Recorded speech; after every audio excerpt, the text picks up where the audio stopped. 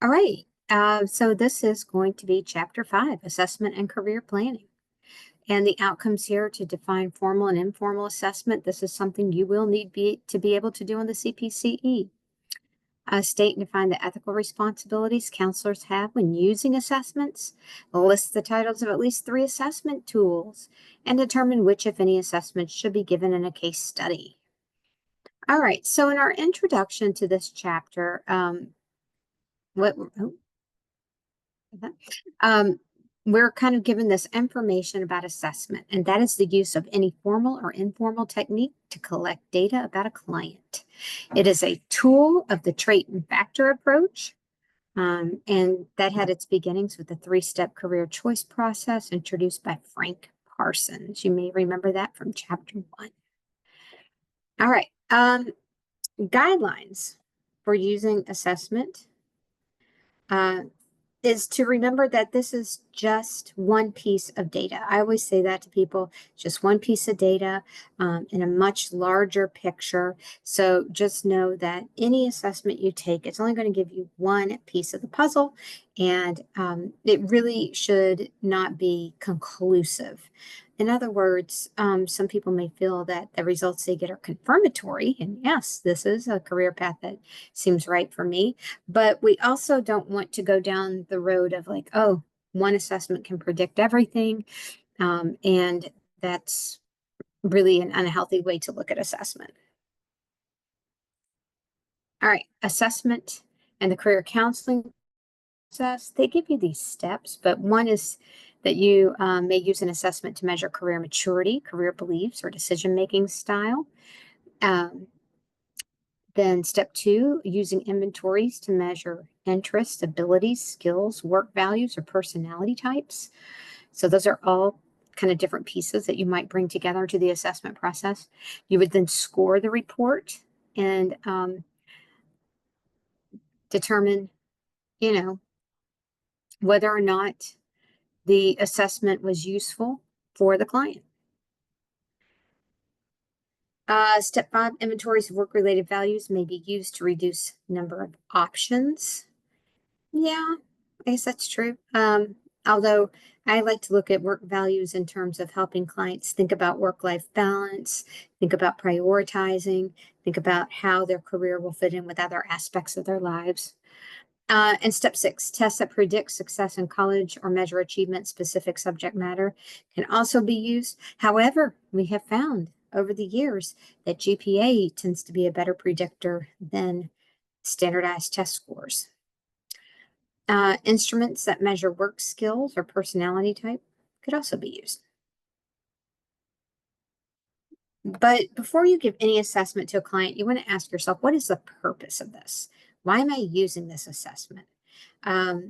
So you can use it to either learn more about the needs of students or your clients, but you can also learn more about the characteristics, and this can also help clients learn more about themselves, and that's part of that information of self that we talked about in other chapters. Clients can measure the progress of an individual or a group in matters related to career. Sorry, not clients. Counselors can measure the progress of individuals or group in matters related to career planning using assessments. Counselor responsibilities. You want to follow ethical guidelines, so never using an instrument that you have not been trained to use or possess knowledge of, or that you are not licensed to use. So you'll want to have some basic knowledge like principles of assessment, details about the instrument that you're going to use, preparing how to prepare clients or students for an instrument, how to administer it properly, and how to properly interpret the results. And that's a really big one. We don't want to interpret results for people incorrectly, and then they maybe make conclusions from it. So then you'll follow through with clients appropriately after the assessment.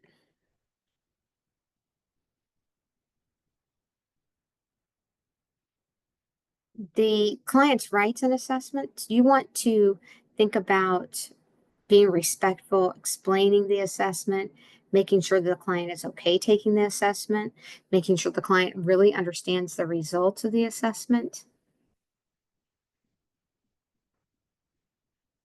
All right, when it comes to informal assessment, these are kind of assessments that maybe are used in things like career construction theory, also in narratives. So like Cochrane's work or Savicus's work. These instruments are not subjected to scientific study. That's not the purpose of them. And results for one person cannot be compared with anyone else's results. There's no standard linkage between the results and occupational choices. That's very different from somebody like Holland, where you're looking at vocational choice and interest, and we can actually predict based on your interests the kinds of careers you might find satisfying. So there's actually careers that are linked to the results. Same with like the strong interest inventory or the self-directed search. There's no standard way to interpret the results, although there are some good things to keep in mind, and these are generally low cost or free.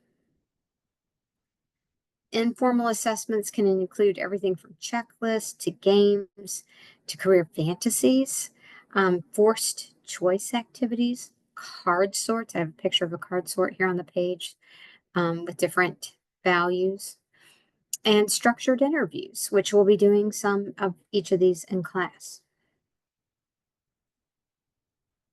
Whereas formal assessments tend to be more timed, standardized tests, or non-standardized inventories. There are standardized ways to administer and interpret the instrument. There's usually known validity and test and retest reliabilities.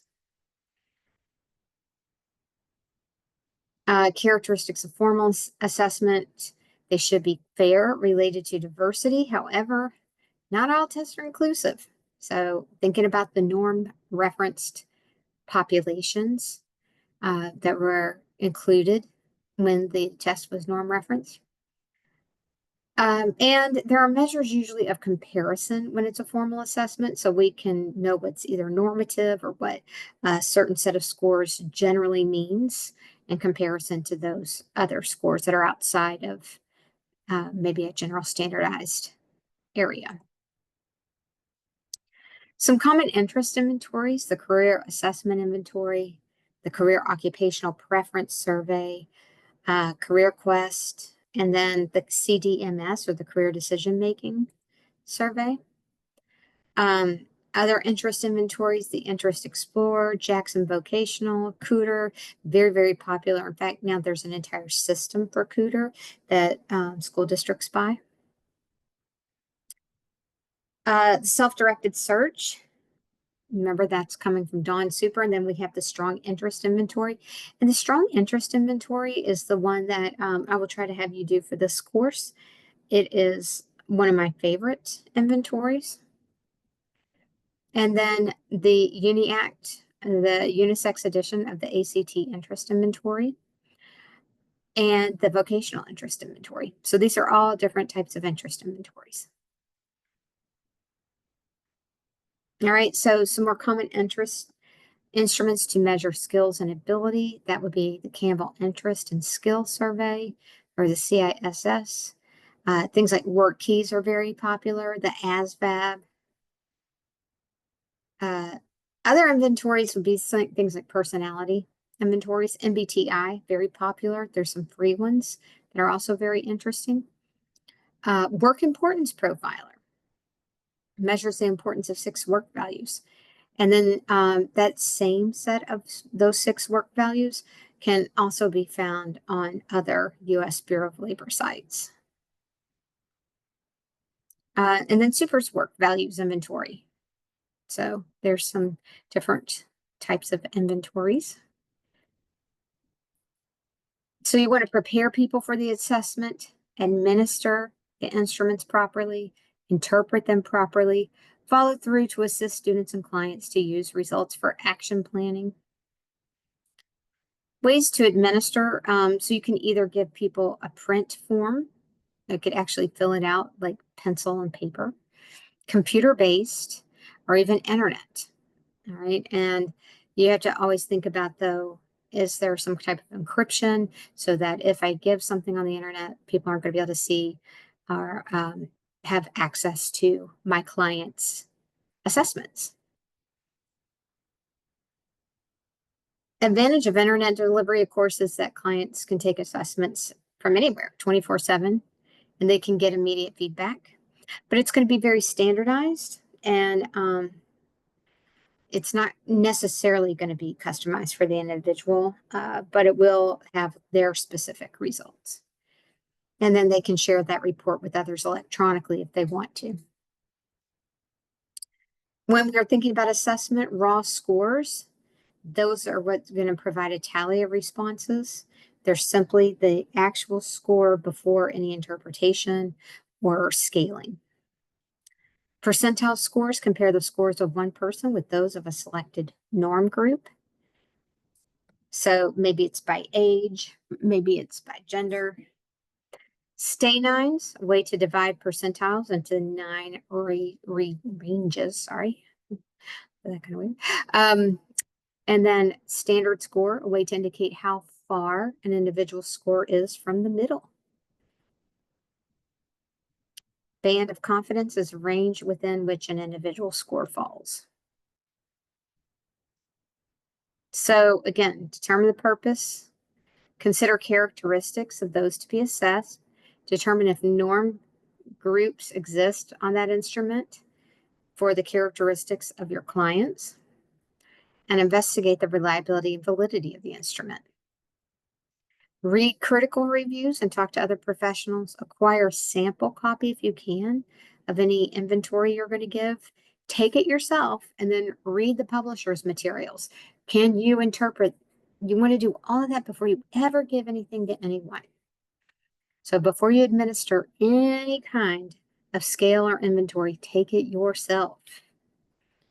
This is going to help you know how it feels to take it.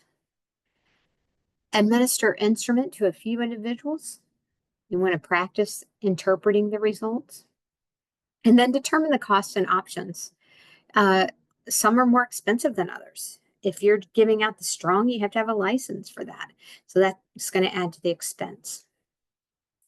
All right, that is it for this chapter. I'll be back for chapter 6.